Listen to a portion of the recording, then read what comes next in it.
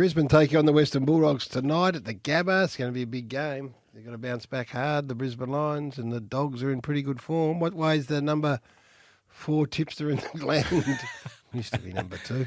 At home, you've got to go for the home team, even though they lost up there in the final to them last year. But you've got to go to the Brisbane Lions to bounce back. And just looking at some of the stats that matter that I found lying around here at SEN, Brisbane, they've been exposed on the spread, Gary. What's that mean? So post a stoppage, and they haven't had the leg speed to go with the opposition, particularly when they've played against the better teams. So they're going to have to belt the Bulldogs up on the inside, and then they're going to have to find a nice bit of ball on the outside too tonight. So that's going to be the thing to watch for. Number one, I think the Dogs have been the number 1 contested team, so they'll be going and doing well to try and belt them up on the inside. This is the other thing that I've discovered too, that last weekend when the Dogs played against Hawthorn, they only targeted Aaron Norton inside 50 3 times, right? No, sorry, 6 times. That's the 3rd fewest this year. And have a listen to this. The Dogs have only won 1 of 5 matches when he's been targeted at least 8 times. So they spread it out a bit more last weekend. Yeah, who else did they target? Well, they went to Shaki a bit, they went to Ugle-Hagan, and they went to Westie too. Yes. So one of the problems, you pinched that straight out of my book.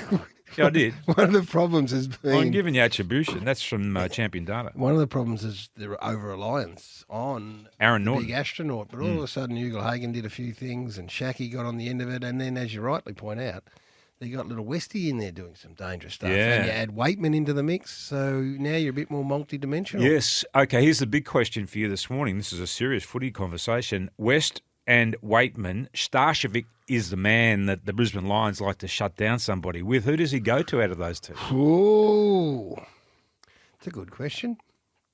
They're going to have to, just looking at their back half, leg speed is the issue that we talk about a bit, don't we, with the Lions in the back half. So Payne, Andrews, Adams, Rich, Starcevic, maybe does Archie go and play back? Ensworth can play back.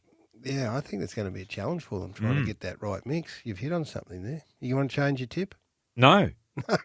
No, you got to go with the Brisbane Lions up there tonight, surely.